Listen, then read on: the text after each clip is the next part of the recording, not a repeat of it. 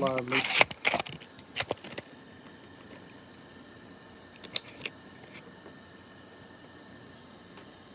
We live. We live. Oh, we in this thing early tonight. All the way up. We're gonna get started in just about 4 minutes here. We got some juicy. Hey, back in the house with Felisa under the Back same in the house. Devil. Raise the roof.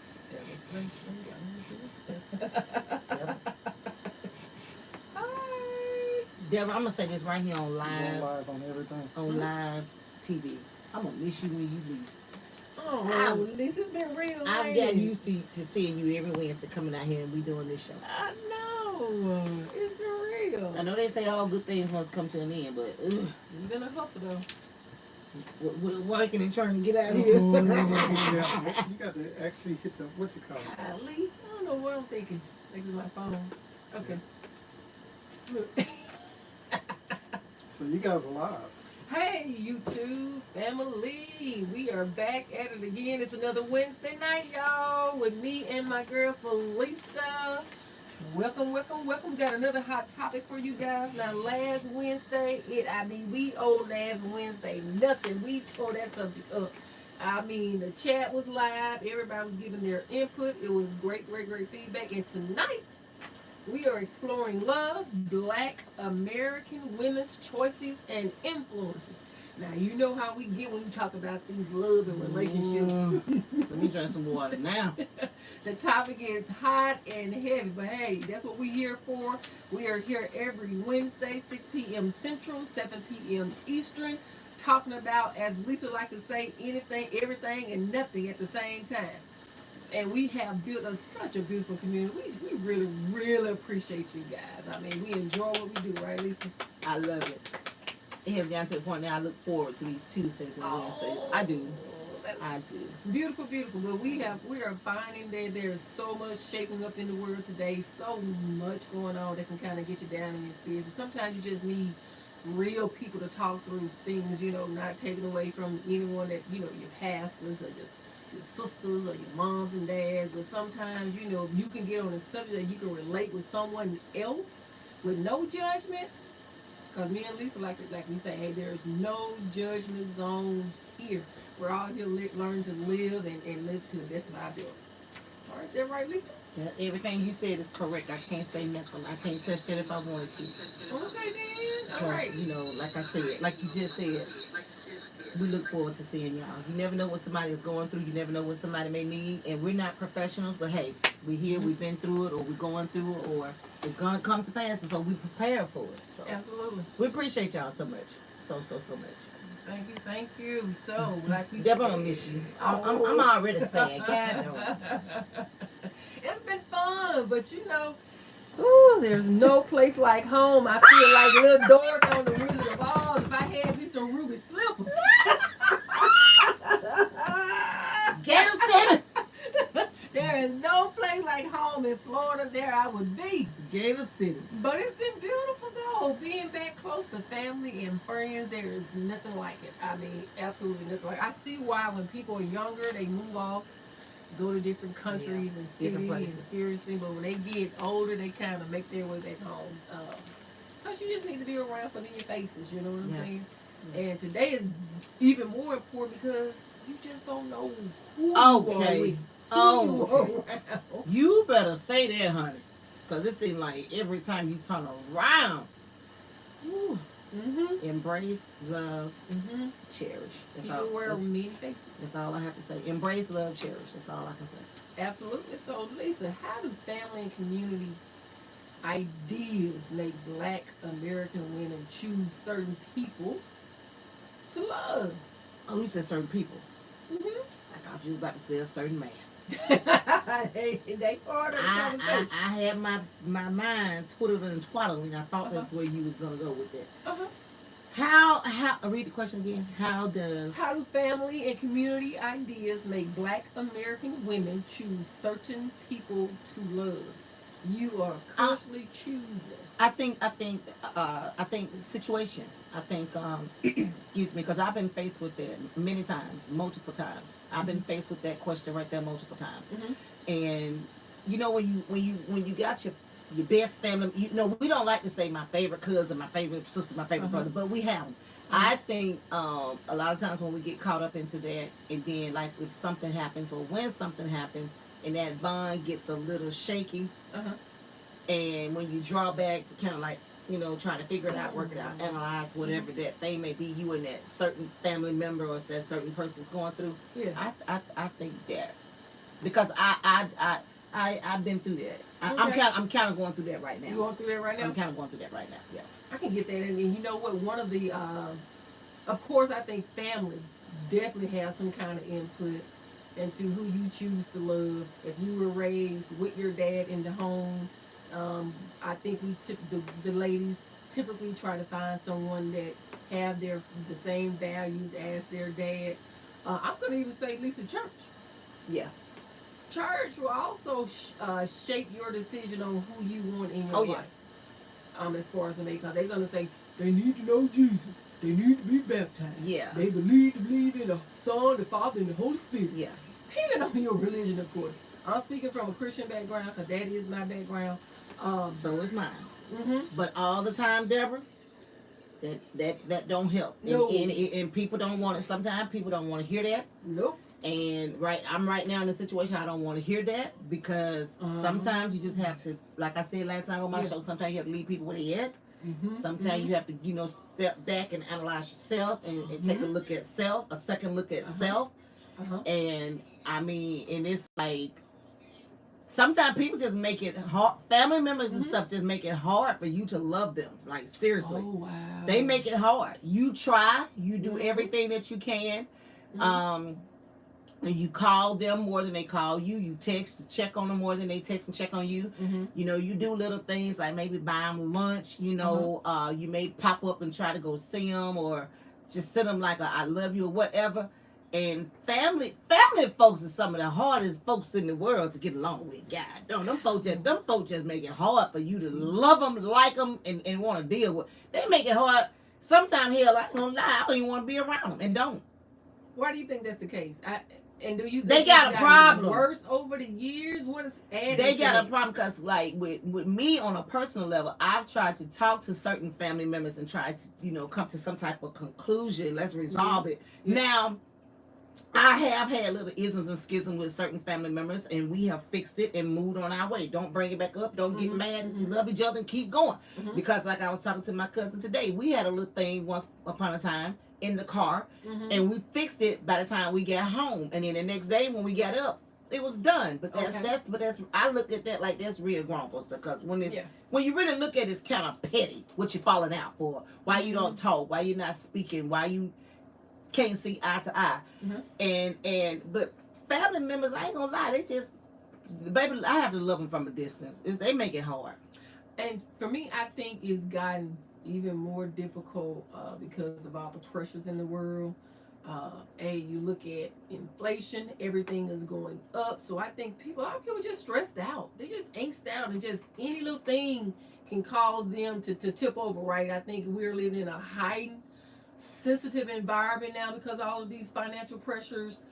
We're not going to talk to millennials, the new generation. They look at the world so different. And then if you're raising one of them, there's always this contrast button of heads, so to speak, and they are very vocal. These new kids, they are vocal. They want their opinion heard, but at the same time, you gotta learn how to be respectful with that. So, but even with that being said, Deborah, you making sense, and I love that, and you're absolutely right. Because anything can tick somebody off. You know what I mean? But are we that weak where we can allow the world to make us as family members hate each other, not like each other, and don't want to love each other? When we say I love you, because it sounds good, that's the normal thing to say, like good night. But do you mean it? I think you know what, Lisa, I don't think a lot of I'm gonna talk about my family. I don't. A lot of times, honestly speaking, I don't think they really mean it. I think a lot of them say it because it sound good. That's what you're supposed to say. Because whatever we're going through, the love should never waver. Like the love should never waver.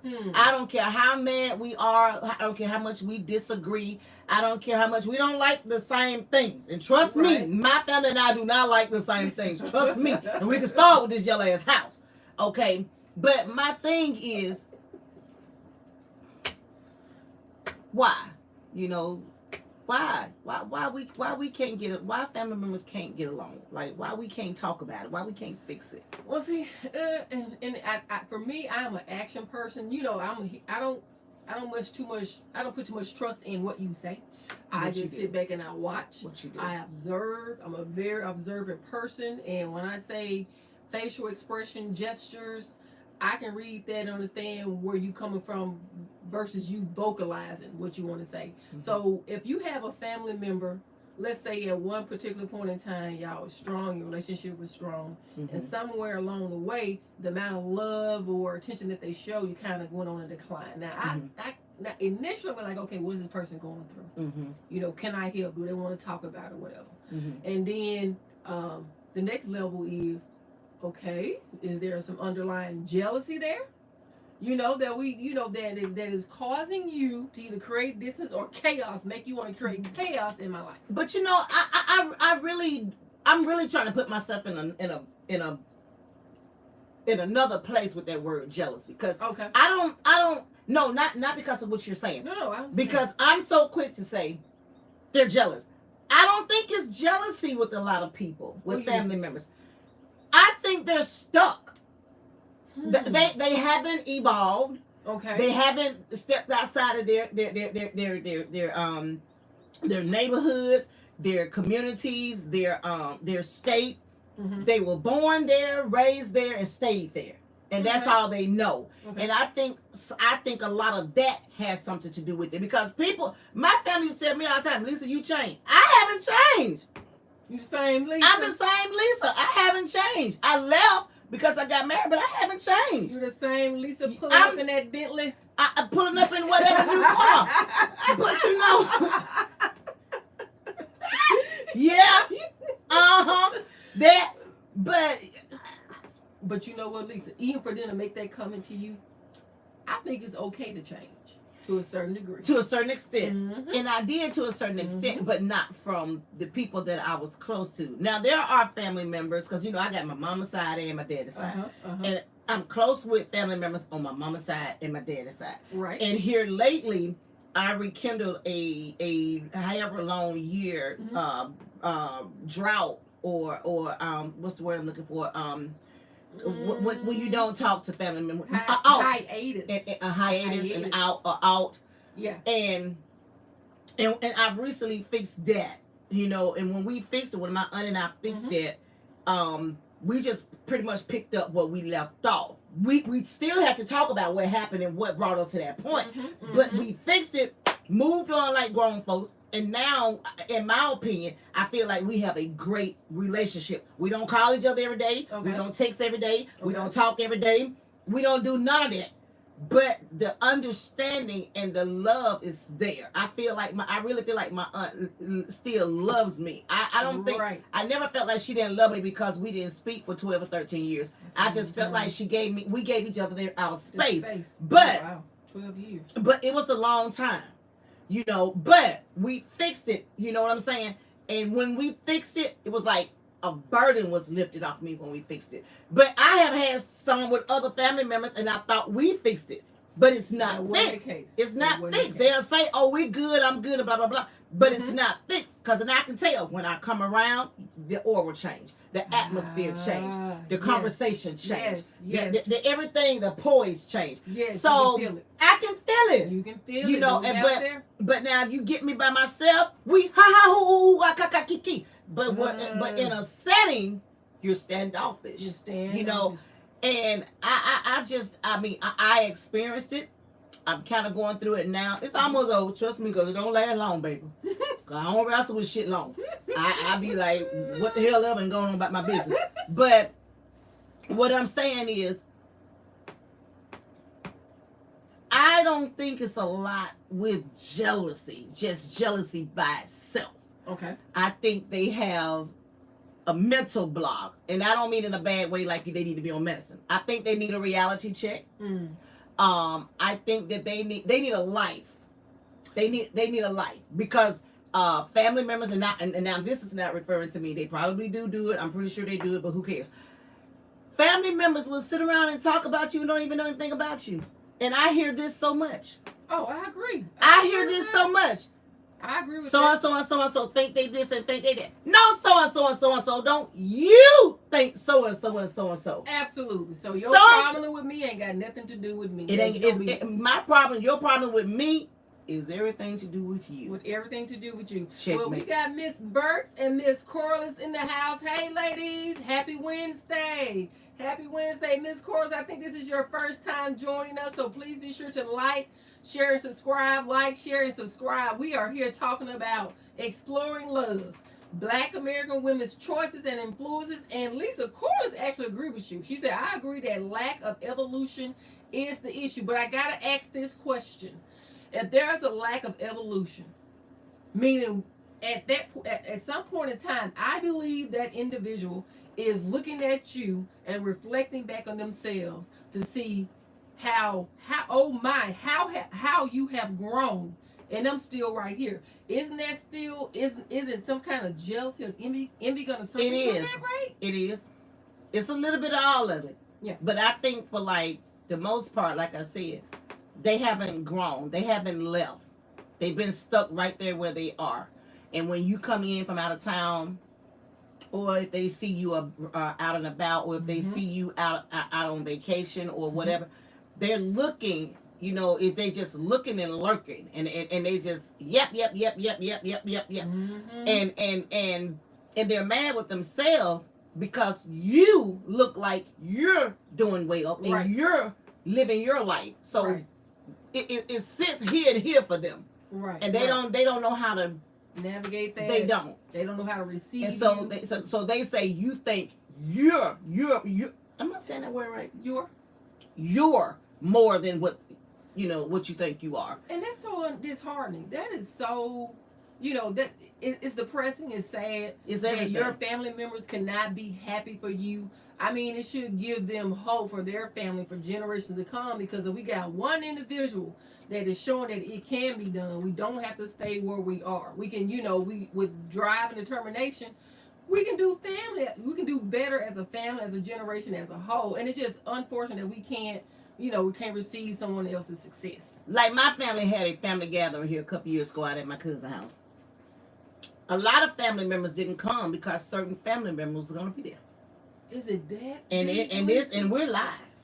But y'all know y'all know I don't bite my tongue. I do podcasts. Oh wow. I'm not a professional, but I'm gonna say the shit. A lot of people didn't come around because they didn't want to be around certain people. Wow, that's deep. And a lot of people don't go to a lot of things because, well, if so and so and so and so could be there, I ain't going. Why? And have they truly done anything to offend that person? If they have, it's been so long, you ought to been forget about what it was. If they have.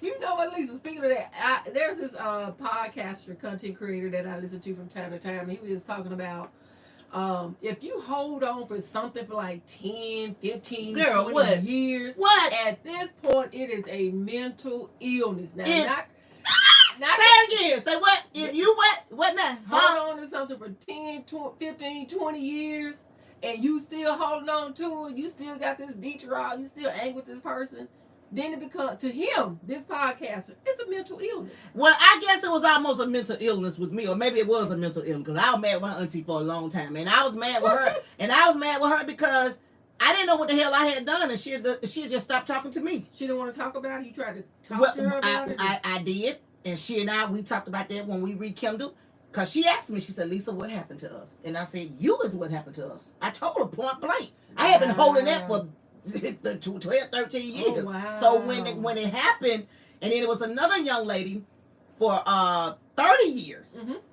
For 30 years. I had this thing with this young lady for 30 years. And a couple of months before my aunt and I fixed ours, this young lady saw me at a funeral. and she came to me. She got my attention. I didn't know what was about to pop off. I braced myself. I said, oh, here it go. I knew one day we was going to come to this, so here it go. Mm-hmm. But it didn't happen. What she did for 30 years, and that month made 30 years. That month made 30 years. And she told me, she said, Felicia, I am so sorry. She said, I blamed you. I was upset with you. I was mad with you. I was this and that. And I'm not going to get into the big detail about what it was. Mm-hmm. But the one thing that I said, and I started crying, and she started crying, and we just stood there. Because she caught me off guard. I didn't see that coming. I've seen her at many funerals. I've seen her at a lot of places. And we never spoke. We didn't even speak to each other. Be right here, walk past each other. But I was like, you didn't do this on me. Because I knew I hadn't done anything. Right. And I was being blamed for something and that long. And yes, I was more upset with her. And I told her standing on that church ground at that funeral, I hated her for 30 years. I told her. Oh, wow. Because you destroyed me. Y'all did this to me. But just like with my aunt, when I released it, that young lady and I embraced each other. My cousin came over there because she didn't know what was about to pop off. Her brother walked over there because when we was talking and doing all this, because we were getting it out. Yeah. And he didn't know what was about to pop off, but we handled it like two women. And then we fixed it, took pictures. I asked her, could I put them on Facebook? Both of our makeup was messed up. Ever since then, we see each other now, more than likely at a funeral. Hug, how you doing? Everything is everything. And she'll ask me, want to take a picture? Oh, and everything is everything. Well, beautiful. And the same with my aunt. See, and I can deal with people like that if we mad or having an all or not speaking. And then once we talk about it and fix it and move forward. But don't keep bringing that crap up to me now because you're going to piss me off. You're going to make me think that you ain't really forgave me. You don't love me for real. You know, you just trying to get close. You just trying to get close to me for whatever your reasons are. And see, I'm a woman of the streets now. I say this all the time. I'm going to smell you a mile away. So don't play with my intelligence. Don't play with Lisa's intelligence. Don't do that. Miss Corley said, I agree. People don't like to see you living the life they wish they had. Yeah. But sometimes they didn't have the resources you have to excel, especially when you can do for yourself and your kids. Also, people lack accountability for their life choices. And you know, I'm going to add to that, and this just could be me. Y'all tell me in the chat if you disagree. Lisa, if you disagree. You know, being on social media, I'm only on a couple of platforms. TikTok, you know, that's probably the biggest one I'm on there. And I am seeing, I don't know if it's a trend, but I see a lot of videos where I ain't got time, you know, for the pettiness. I don't have room in my life for such and such. If you offend me, such and such, I'm just going to cut you off. I'm just going to do me. I see you coming. I don't see you. It's just a lot of impatience or no. I think social media is impacting our tolerance of people. I could be wrong. But I think it's telling us, hey, if they offend you, forget them. Cut them off. No matter how many times they ain't on your level, they ain't vibing with you. Positive vibes only. Positive vibes only. I think it's teaching us to be less tolerant of people. It is. It is. But if you have a relationship with someone, sister, brother, auntie, cousin, mama, dad, grandparents, whatever, and y'all been like this for 10, 15, 20 years. Try to fix that. Okay. Don't just let that dissolve like an Alka-Seltzer. Because you're throwing away 10, 15, 20 plus years of friendship, love, trust, being there, counselor, you know, your spiritual advisor. You're throwing away a lot of that. Right. But now if it keep on happening, like I said about the friend that I had, when it keeps on happening and you keep finding yourself about that same thing with that same person, I'm going to say cut them off. Now, I'm going to be on social media side. Cut them off. Because you ain't got time to be babysitting no damn grown folk. You ain't got time to be babysitting no grown folk. It's time out for that. I agree with Lisa. We just talked about this before. It's time out for that.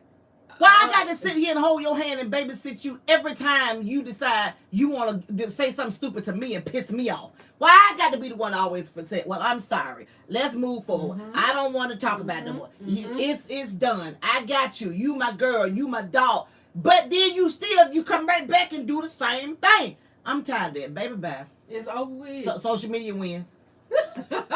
Well, I just had to put it out there because it was something that crossed my mind. I said, you know what, that may be something there because social media influences us so much. I mean, it's because we're weak.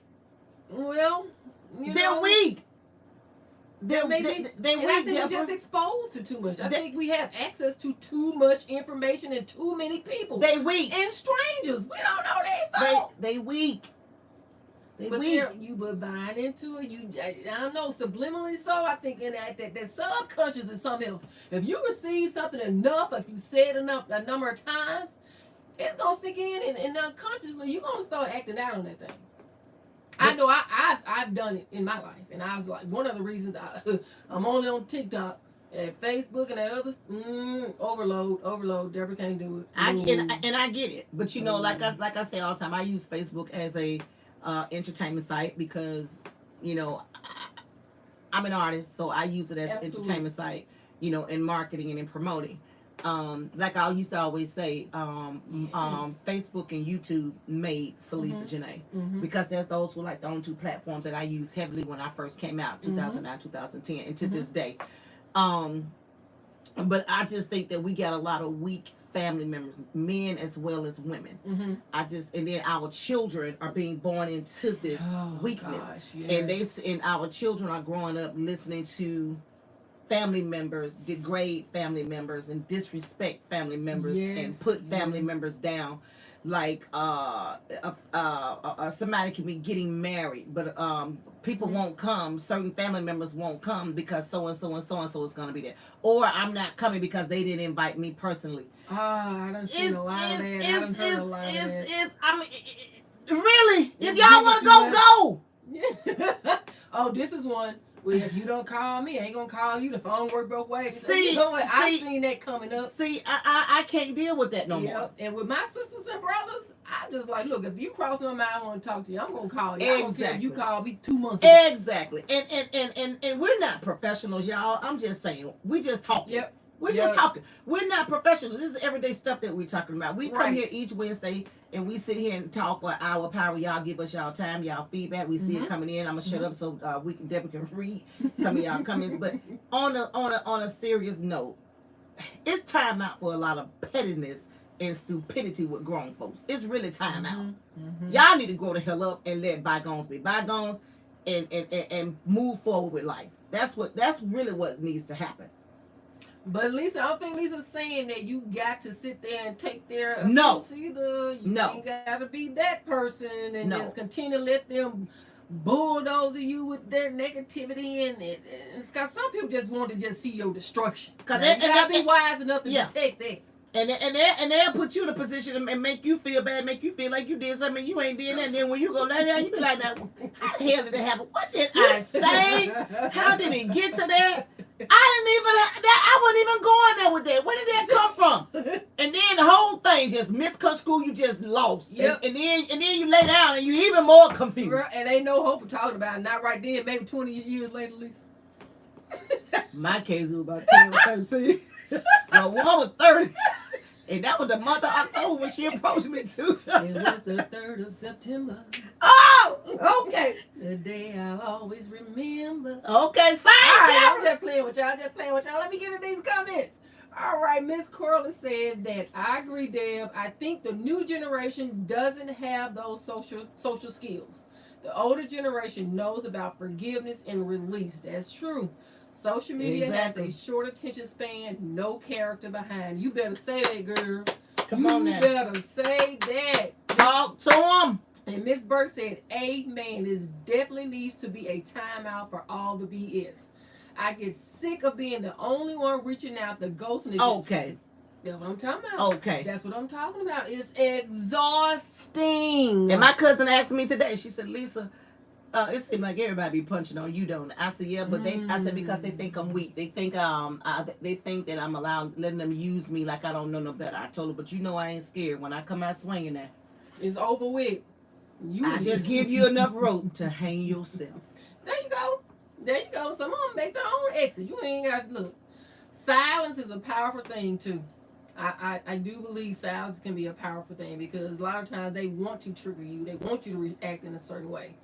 So with that being said, we talking about romantic relationships. How, in the same kind of tone, how can outside influences, social media, culture, church, family members, mom, dad, how can they impact the decision in your romantic relationships? I'm gonna let you have that one. Well, for me, I'm gonna let you get that one, Deborah. My biggest influence, and I'm gonna be honest, my biggest influence was church. My grandmother.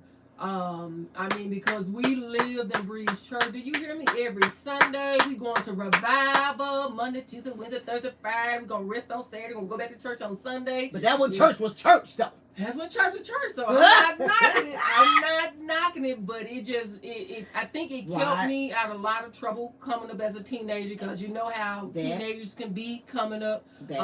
I really didn't step out on the dating scene till I was like 17, going on 18.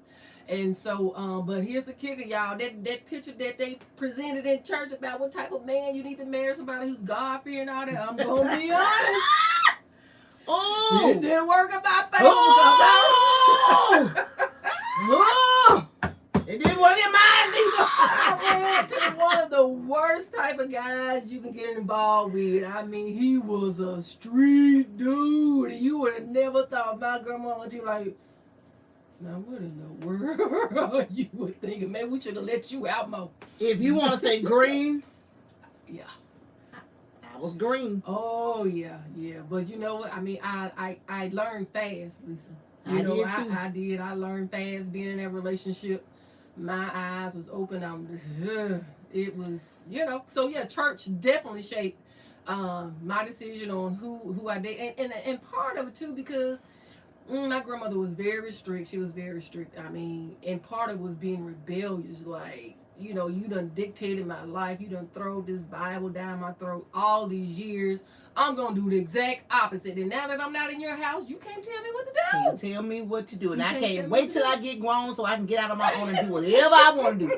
Boy, sometimes at 52, sometimes I be sitting up in them bills be coming, look like every 3 days, them bills be coming. I be like, God, I wish I was still a kid living at home with my mom.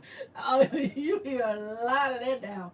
I ain't kidding. You hear a lot of that. And we ain't gonna, even our youngest, I can't wait. There was a girl, please. Look, you better heed these warnings, as grandmama and mama would say, heed these warnings. The world ain't no different for you. It ain't gonna give you no different outcome than it gave us, just different time, different players, but y'all, it's all playing the same game. But you know what? That's when we had them real big mamas. Oh, them real big mamas, they didn't play. They hit you in the throat and the stomach and you ain't see it coming because a child saying a child play. You weren't going to be sitting up in no grown folk face like that right here. Looking at what you doing looking up in my face? Take your butt outside and play. But that's when we had them real, we got these sugarcoating and these half-breeds and these lukewarms and watered down grandmamas now. They don't even want you to call them grandmama. They want you to call them Nana, G-Mom, Miss Fine. No, you didn't say that. The girl, they got all kind of names out there. Hell, you grandma. Glam mama. And act like a grandma. The kids, your grandchildren growing up watching you, telling me, I'm doing me. And the kids growing up is saying, I'm doing me, because that's all they know. What that comedian said, Chris Rock, Keisha, talk to your kids. Tell them something. If you say it more to them than mama be back, they might know something. Y'all talk to your kids. Somebody need to try to raise each other. If you did more than say, I'm doing me, and I'll be back, they might know something. All these kids just graduated, and all these congratulations and these kids. Lord, Lisa, Lord help me. I ain't getting no aneurysm tonight. Lisa. And you know what? I'm going to say this. In some cultures, I'm definitely going to say in the Indian culture, they look at high school graduation like, okay, you were supposed to do that. But the real celebration comes when you get a higher education in some cultures. But I think, oh, the amount of work it takes these days just to get this generation of kids across that stage, Cause it is a celebration. Because I was It's a also talking. celebration. It was. I was also talking to my cousin today, and she was telling me about her child. You know, wanted to quit school in the 11th grade, and, Yeah. and you know had just gave up on school, and you know how that really bothered her. Because even though you know I didn't go to college, I started but I Mhm. quit. I don't kick college. The only thing I don't like about college, like I always say, when they cross that stage, instead of when they turn the tassel, instead of giving them the certificate, Mhm. I feel like they should have a job waiting on them because all of them are not going to school under a scholarship. They have borrowed this Right. money, and when they graduate, they need a job to pay this Right. money back. Right. That's why a lot of them credit by the time they're 25, their credit gets jacked up because they end up going back to college to try to get Yep. another degree to Yep. get a job in that Yep. field Yep. because the first degree they got, they can't find a job in that, but Right. they went to the school to get that. Right. And so, me personally, I just feel like when you graduate, congratulations, I'm proud of you. Mhm. But if you don't get a go to college, go pick up a trade. Definitely. Get you a trade in something Definitely. and go get you a job and take care of yourself and don't depend on nobody to take care of you. Cause baby, when these folks let me see, look at this camera right here. Look at that camera. The camera right here. Cause baby, when these folks taking care of you and you talking about, well, he don't want me to work, my man don't want me to work, that's a setup. Go get go get a job. Young girl, go get a job, make your own money, your own coins, your own paper, your own bag. Because when you do that and you can go out and spend your money like you want to and do whatever you want to do, can't nobody take that from you. But you know what, Lisa? I think, and in part, I think there's not enough jobs out there, right?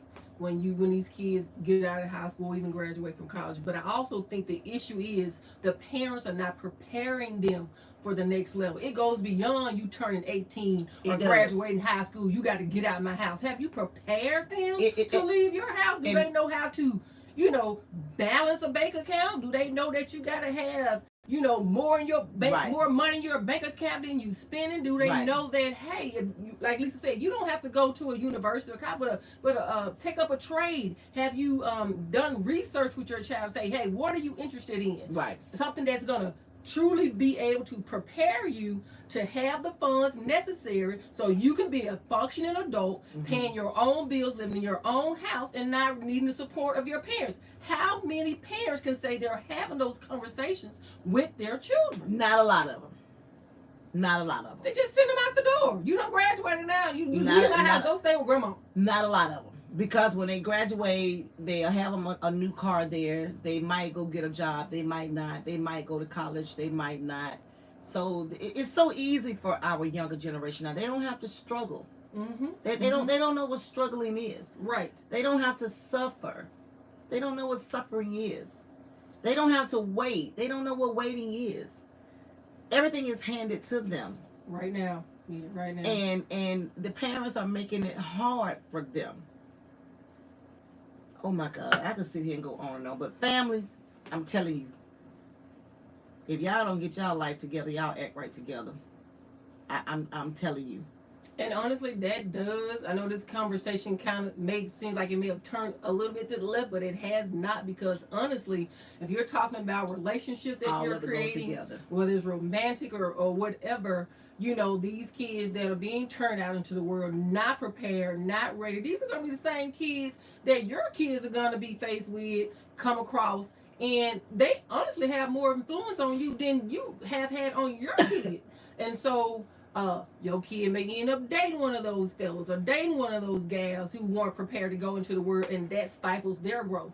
So the conversation comes full circle. It does. And with some point like this, we got to stop the madness. I mean, we just got to, find a better solution for these kids. And we already talked about social media. We already know that is one of the biggest influences on our kids. So let's talk about it. What can we do?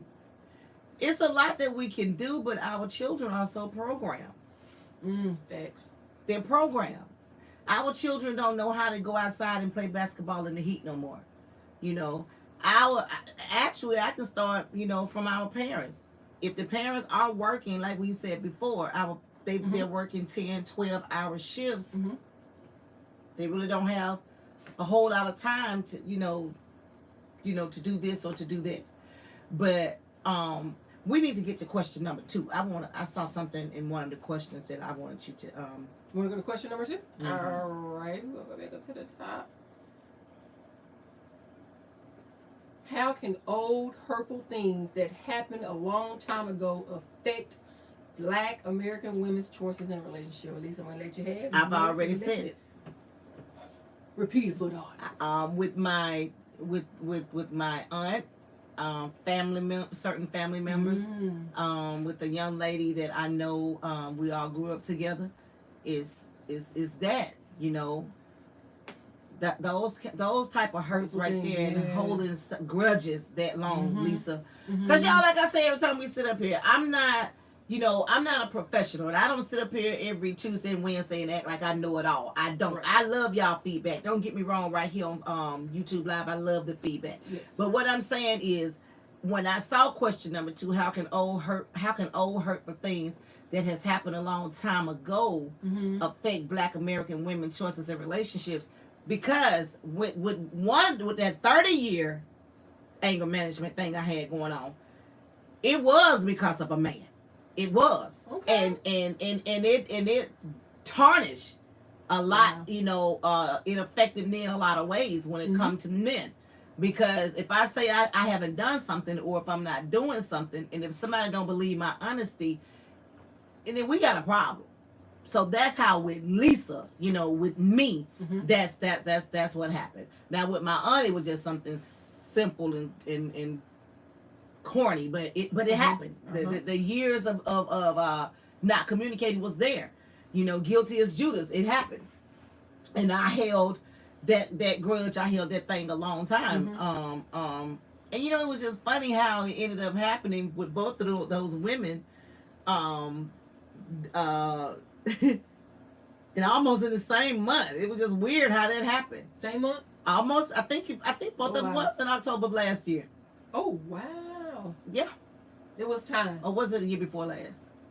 Either year before last or last year. Year before last. It was time. Yeah. It was time. And no regrets. So that's how I take question number 2. How can old hurtful things that happened a long time ago affect Black women's choices in relationships? And that's how it affected me, because one of them was with dealing with a man, and one of them was just something on a whatever kind of level with my aunt. Well, if you throw betrayal in the mix, and we're talking about with the 30-year one, it was betrayal. It was a lie. It wasn't true. Oh wow. And I was blamed for something, and my name was scarred, slandered, scarred. Wow. And I had to face these people. Really? Every time I came to Mississippi, knowing they were scrutinizing my name and knowing that they were blaming me for everything. But I had to deal with it and process it the best way I could during that time. And then while I was trying to do that as a young woman, 21, 22 years old, and here I am now, and we're here, the same woman, and we're talking about it. It was everything. Okay. Everything that a person could think of standing there in front of her. But we fixed it. I mean, that's a great opportunity. I think it's beautiful that you guys had an opportunity to fix it, because 30 years, somebody could have that month passed in between that time. That month made 30 years, and that's crazy because that is crazy. Like I said, we would see each other. More so at funerals. Get close to each other, walk right past each other. No, but that's an enemy. Oh wow. I don't like that. Oh wow. She apologized. And I told her, standing on that church ground, that I hated her and I resented her. Oh wow. And how she and her family destroyed my name. Wow. Wow. So yeah, that betrayal, I mean, it could be something else. So I got a question for you, Lisa. And this is about romantic relationships. Let's say you're in a relationship with a guy or a gal, and you're the ones on the receiving end of the betrayal, the hurt, the pain, it runs deep. Okay. But how do you keep, or how do you notice that the next relationships after that one that kind of broke you, how do you know if you're not getting into a cycle or choosing the same type person And over and over and over? Great question. And see, that's what I kind of said to question number 2. Mm-hmm. You know, that's how I dealt with question number 2. It's scary. It's scary, Deborah, because you talking about in a relationship, heterosexual or same sex. Is that what that's where you're going with that? Either way, I mean, you know, how do you keep from getting stuck in a cycle of abusive relationships? I just put it like that. I was dating this guy. I know y'all probably saying that doggone Felisa always got a story. That doggone Felisa, boy, she be putting her business out there. And trust and believe me, I ain't putting my damn business out there. I'm just saying this podcasting. I'm just saying it is what it is. We real and raw right here, y'all. But now with the guy, it was very scary and everything for me to date again and to start over. Okay. Now, I know they say no two men are alike, no two women are alike, and blah, blah, blah. When you get to know these folks, I won't do you like he did. I won't do you like she did. But down the line, it still ends up happening. Because if you open up to these folks and tell them what you experienced, the hurt, the pain, the disrespect of this, the abuse, the blah, the that, and somewhere down the line, they're going to do something like that old person did. And then a lot of them love to throw it up in your face. They'll throw it up in your face, make you feel even worse. I was very scared to let my guard down to date again because I just had trust issues. I just did not believe. I just did not believe it was a man out there for me that could give me what I needed from a man. Okay. And I just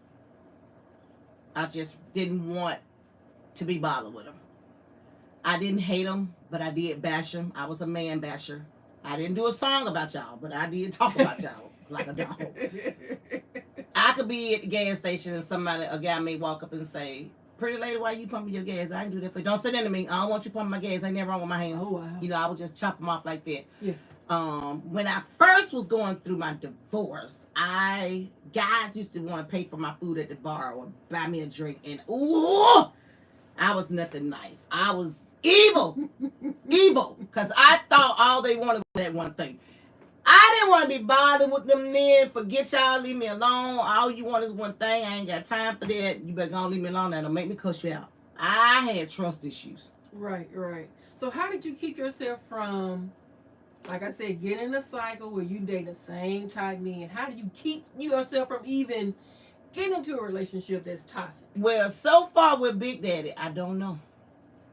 It just happened. That one just happened. So is it when you stop looking? Is that one of the recipes? I don't know because, see, I wasn't even looking for Big Daddy. He just walked up on me.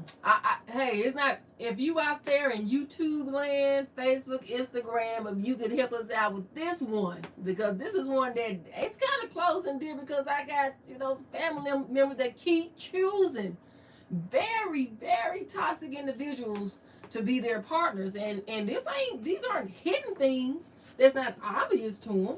They just continue to meet or attract the same type person, and even when they recognize some of those toxic traits, they continue in a relationship anyway. So if y'all got some feedback on how to identify or notice when you're directing your energy, or you're pulling in the same type of partner, or once you get in that relationship with them and you know that they have some of those bad traits and you continue to date them anyway, what is that?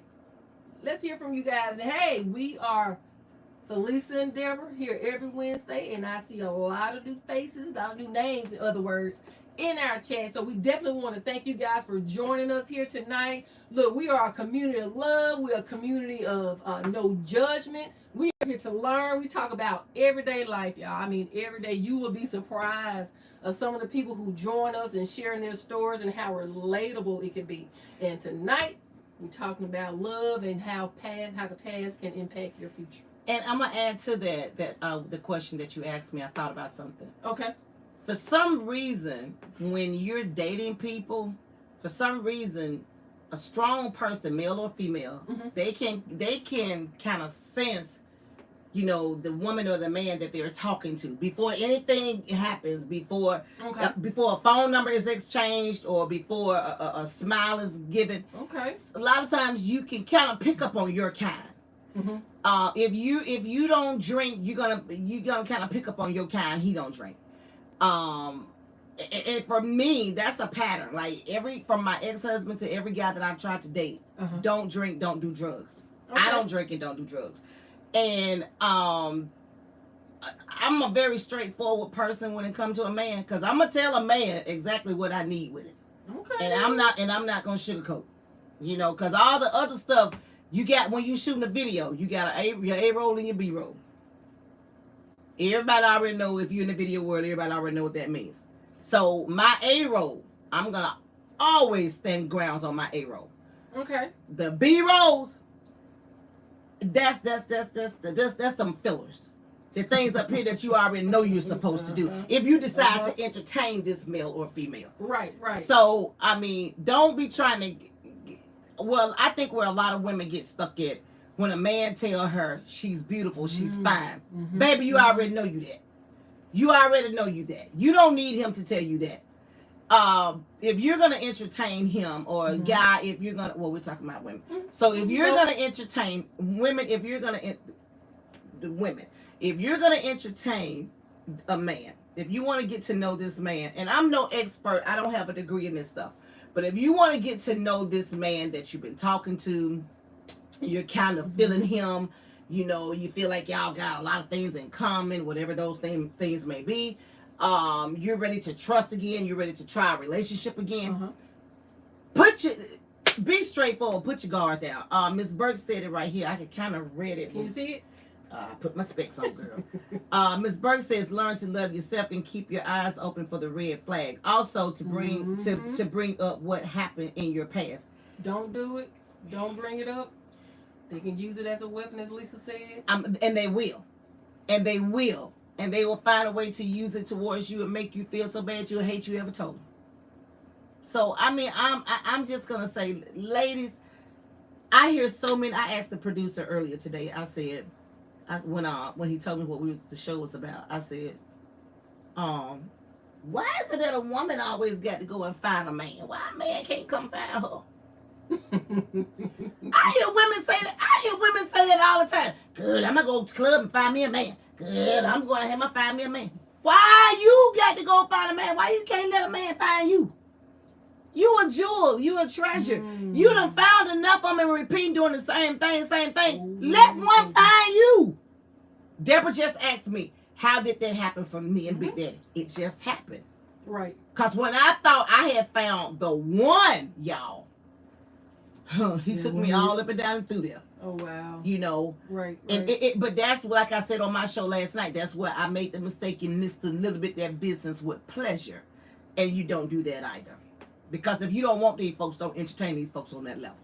And if you think that that's the one that a lot of us love to say, child, God sent this man to me. Okay, if you feel like that's the one that God sent you, please do your resume, do your essay, check your background. That's all I'm saying. Don't be so quick to get them all up into your life and tell them everything about you and this and then the third, because you could be talking to somebody that he might be fresh out.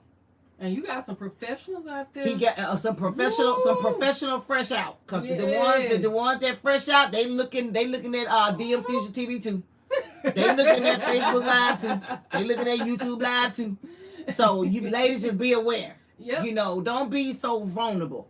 Don't be so quick to say I love you. Don't be so quick to feed into that. If girl, he told me he loved me, he bought me this, but you better watch him. And it doesn't. And Miss Cherokee Renee, welcome back to the show. You know, you gave us some good commentary last week. Look what she said. You attract who you are. I just said that. You attract who you are. You don't love yourself. You continue to accept those type of people in your life, and that's true. And then I gotta ask the question: if it has happened so many times, does that become a mental issue? Same thing. Does that become a mental issue? I think it become all of it. Mental issue, a weakness, you know, a low self-esteem, a poor self-esteem. Because some women just feel like they got to have a man. If they ain't got no man, they're not whole. They feel like they just got to have a man to say I'm a woman. And they'll just take anything just so they can say I got a man. You ain't got no man. You got a problem that you're trying to take care of. Yep. Because a real man ain't going to let you take care of him. I don't care how much money you make or what you got. Mm-hmm. You can have whatever. A real man, I ain't saying that he ain't going to be tested. Let me get that straight, DM Fusion. I'm not saying that he ain't going to be tested trial and true. Because men go through some of the same bullcrap women go through. Absolutely. If a man feel like a woman just want him for his money and using him, he going to feel that thing and sense that thing. You know, but if he feel like he have met this lady because he's been hurt and or a widow or he whatever, and he feel like he done met the one, okay now. Don't y'all come for me tonight. Don't come for me tonight. Because I'm telling you, this thing, a lot of people say, I don't believe in love no more. Love don't exist. Lies you tell. It does. Lies you tell. It does. What Cherokee said? Okay, you and I doing the same, pointing at the same thing. You attract who attracts you. That is so And if you don't get down with certain things that he get down with, like me, I don't watch football. I don't like football. I don't even know what they doing. But I went to the NFL game with him. I sit there and watch it with him on TV. I don't know what the LL Cool J going on, but I'm sitting right there. And I got on the jersey and the colors, and when he holler, I holler. When he clap, I clap. When he stand up, I stand up. And ain't got a clue about what's going on. But that makes him feel good because I'm sitting right there with him. I ain't saying I'm going to sit there every Sunday, but I sit there with him.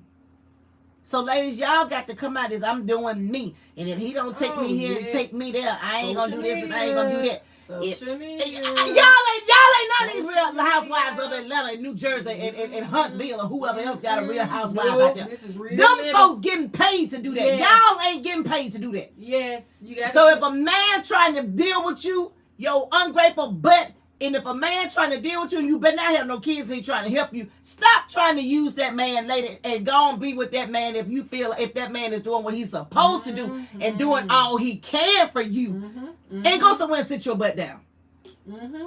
Social media presents a false sense of reality. I'm just sorry. Lisa just hit it right on the head. This, like I said, and it causes us to lose a sense of value. You know what I'm saying?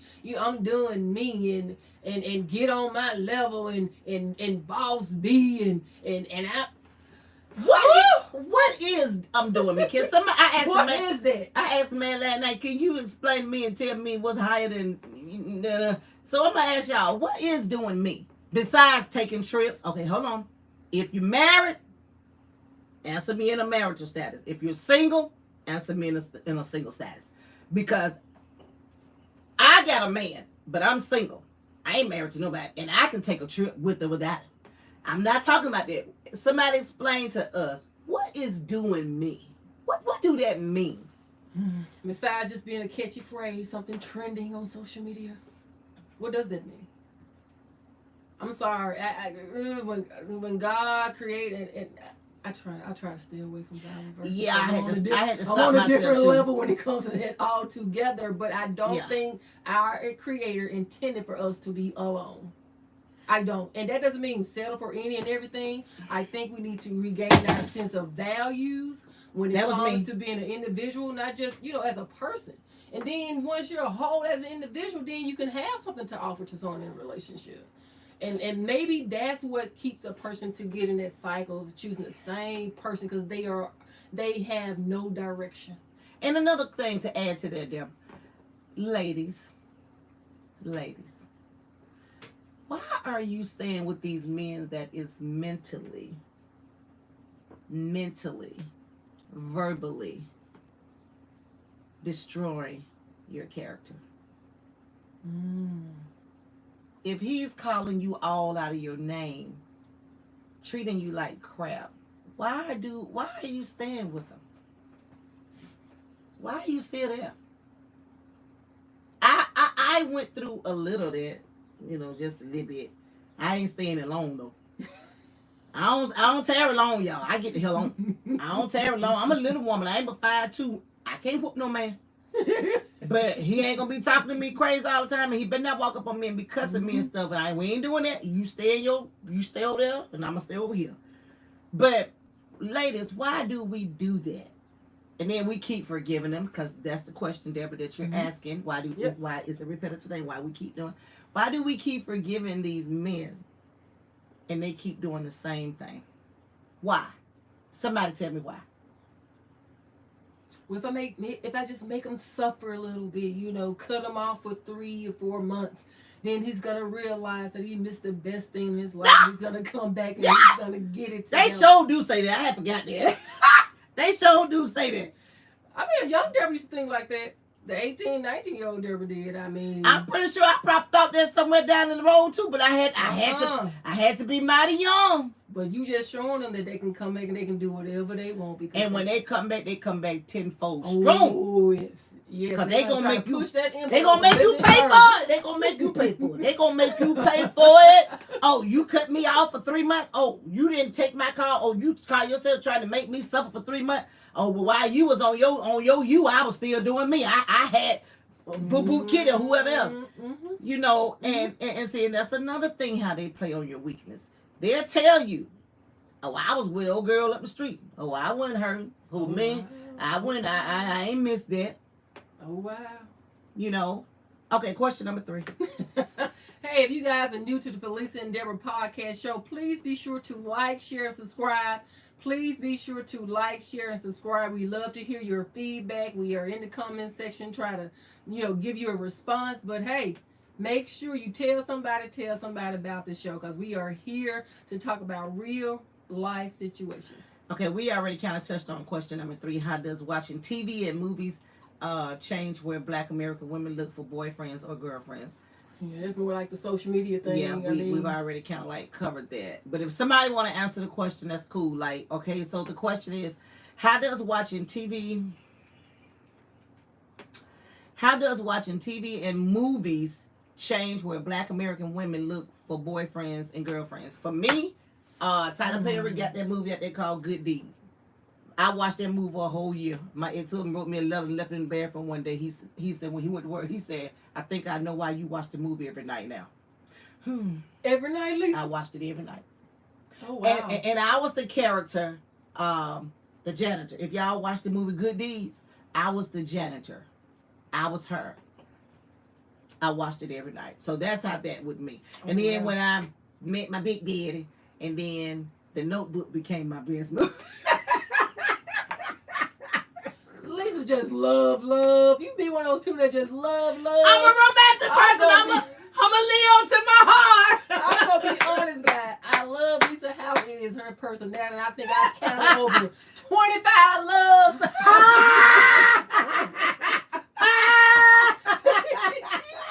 Girl, ain't this kitchen doing it with love?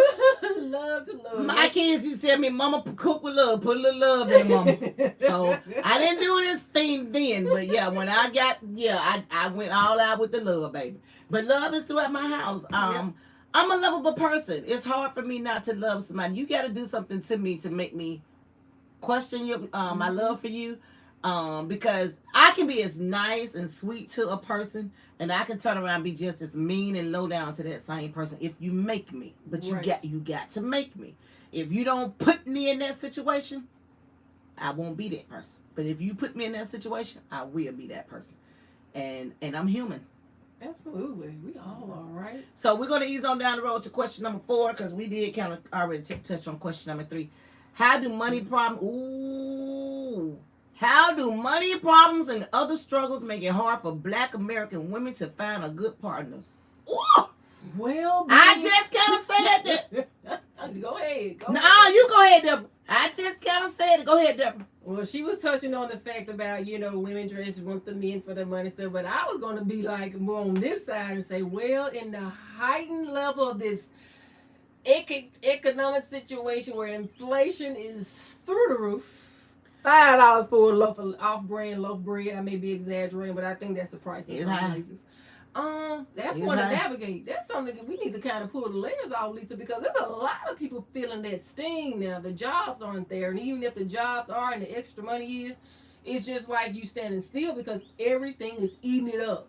Gas, food, you name it. It is, but you know, jobs are out there, but people don't want to work certain jobs. I've heard You know, they graduate from high school and college, but they don't want to work certain jobs. So instead of them working certain jobs, they just won't work at all. But jobs are there. But if it come down to a push, come to a shove, I really believe for me, if I got to work to feed my family or to feed myself, I got to work to feed myself. I think I'll just get a job wherever and just try to, you know, build myself, you know, I get this job. I work this job for so long that if I find something a little bit better or something a little bit better, I kind of can see me being that type of person. I think if it come down to paying my bills and eating, I'm not going to not work because I don't want to work at a certain place. I'm going to have to eat it, swallow it, and go get my money and and pay my bills and so I can eat. Well, I think social media has painted a certain picture too, Lisa. You know, they want that man who made about it Birkin or take you on these lavish trips and keep your hair and nails done, pay for your BBL and all the superficial things that money. Go get your own. I got a man doing all that. Go get your own. Ain't nothing like your own. Ain't nothing like your own. And ladies, I'm gonna give y'all a tip. Don't be letting these men pay y'all bills and do all this stuff y'all throw it up in your face because, see, let me tell you, when they spend their money, they know they spend their money on certain things, they going to throw it up in your face. But when they put that money in your hand, this is a little old school tip I'm about to give y'all a little education from the streets now. When they put that money in your hand, you do whatever you want to do with it, and they can't throw nothing up in your face. Y'all better learn something tonight. I want that BBL back. Okay. Because y'all let them pay for it, but if you had just got the money and went and did whatever you want to do with it, don't say nothing. Don't never let your right hand know what your left hand doing. Don't let the left hand know what your right hand doing. We got comments coming in hot. What's going on? We see Tip has chimed in. Hey, Tip, how you doing, baby? You had a lot of work to do. Okay, then, Tip. So you ain't flying in your plane and just laying or anything coming from Africa? Well, he's supposed to be in Memphis Airport with Miss Burks now. But Miss Burke been on here a long time, and she sure has. She ain't saying nothing about no damn Tip over. So Tip, where you at? Well, she said she was looking for. Look at them eyeballs. Tip, you were supposed to been with Miss Burke this week. Where you at? I'm being nosy. Where you at? Why you at? Why you at? Now where? Why you at? Nope, he told me. Because last week you got kind of cocky with us. I don't think. Well, look, he told Miss Burke, you ain't got to look too much more. I'm here, boo. I'm here, boo. I had a lot of loose ends. What did he say? I had to correct. It was, the Tip show know how to make us cut up. I ain't kidding. Now, Miss Burks, I don't know how are you going to accept his apology or his answer? I don't know. It's kind of on the light side. It's 7:02 and Tip just not coming on. I had forgot about you, dog. That's okay. That's okay. Miss Cherokee said, you are right. I mean, that's true. I mean, because we were talking about social media and how somehow it's painted the perfect man, it's painted the perfect woman. But you know what, Lisa? We were talking about the superficialness of a woman, the superficialness. And look, I am not dogging any woman who wants to make Lisa tell you this. You know, fix yourself up. Glam yourself up. Embrace your wigs. Embrace your nails. However you want to do it. But what we are saying, be in a position to provide for yourself and get those things for yourself versus looking for the man who can provide that for you. Because what you're going to end up is with an empty shell. And then I'm going to add to what Deborah's saying. Ladies, this is a question for y'all. When y'all go do all of that, buy the Birkin bag or the high dollar designer bag. Do the lashes, the hair, the BBLs, the whatever y'all doing. When y'all go and do all of that, do you still have a man that you can call your own? Or you still borrowing somebody else's headache? Okay. Do you still have your own man that you can call your own? Or are you still borrowing somebody else's headache? Whether it's somebody else's man, somebody else's husband, somebody else's problem, somebody else's dude, somebody else's baby daddy. Are you still happy with all of that? You know, you take 2 hours to put your makeup on. When you wash it off and you see it running down the sink, are you happy with yourself? Do you love yourself enough? Miss Cherokee said you gotta love yourself. It don't matter what you do if you don't love yourself enough. How can you pour that into a man? You want this man to do all this for you and blah blah blah. But how can you pour all this into a man and you don't? You want this man to buy you a $350,000 home, but can you afford it yourself? That's a good question. You want this man to buy you a Jaguar and a Lamborghini and a Aston, yeah, all that. Can you afford it yourself? I'm just asking. Hey, Tip said he know a Big Daddy. Oh, Tip yeah. said I'm He over said here we're chilling. chilling with Big Daddy. At least we having a couple of drinks. I'll drink to that. But hey, I think this has been a wonderful discussion. Well, see, Tip. Well, see, if you hang with Big Daddy, you hang with the right one. Because you already told me, you said, Lisa, you don't cook, you don't clean. How did you get them rings? So since you sitting there with Big Daddy, ask him. Okay, then. He'll tell you. Chip, I think Lisa's still salty from last Wednesday. And it ain't sexy. The sex ain't got a goddamn thing to do with it. It sounds like Lisa's still salty from last Wednesday, Tip. Men don't want what? Men don't want lashes. Men want BBLs. Men want cooperative feminine women. There he go again. Cooperative women. Well, you get the one with the BBL, but Felice ain't got no BBL. I ain't gonna get one. I came close to having getting the boob job in Germany. But that woman went in there before I did. When they wheeled her out, she came past me, and I saw her breasts. It looked like they was in her mouth. I said, "That's okay." I lost that $300 and $50 for the consult. I didn't get it. I got back on the train and went back to Hanau, Germany. I didn't have the surgery, and then years later, God blessed me with my own. Thank you, and I'm very happy with him. And if you sitting there next to Big Daddy, he'll tell you he happy too. Cause like they always say, if you got more than a mouthful, you got too much. Next, talk to him, Felisa. Talk to him, Next. Tip. Next. Lisa singing all that salt that you left behind from Next. last Wednesday. Next, Cherokee. Cherokee.